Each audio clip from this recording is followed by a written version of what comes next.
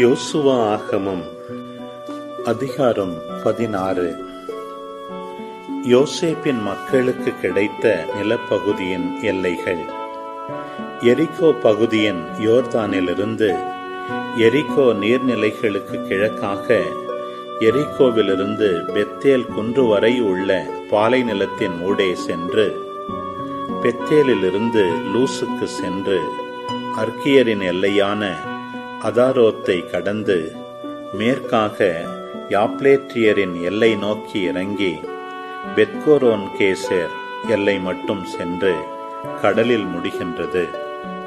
யோசேப்பின் மக்களான மனாசேயும் எப்ராயிமும் இதை உரிமை சொத்தாக பெற்றனர். எப்ராயிம் புதல்வருக்கு அவர்கள் குடும்பங்களின்படி உரிமை சொத்தாக கிடைத்த நிலப்பகுதியின் எல்லைகள். கிழக்கே எல்லை அற்றரோத்து ஆதார் முதல் மேல் பெத்கோரோன் வரை செல்கிறது. மேற்கு எல்லை மிக்மெதாத்துக்கு வடக்கே சென்று கிழக்கே தானத்து சீலோவுக்கு திரும்பி அதை யானோவாவுக்கு கிழக்காக கடந்து யானோவாவிலிருந்து அற்றரோத்து நகருக்கு இறங்கி எரிகோவை தொட்டு யோர்தானில் முடிவடைகின்றது.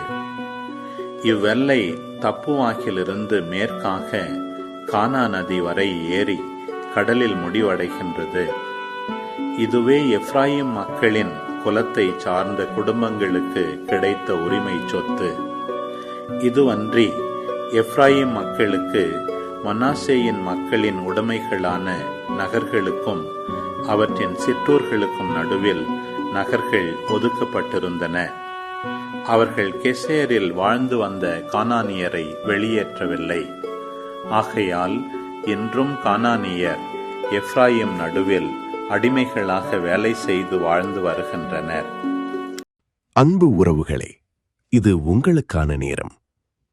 இக்காணொளியில் ஒலி வடிவில் யோசுவா புத்தகம் 16ஆம் அதிகாரத்தை முழுமையாக பார்த்தும் கேட்டும் ஜெபித்தும் இருப்பீர்கள்.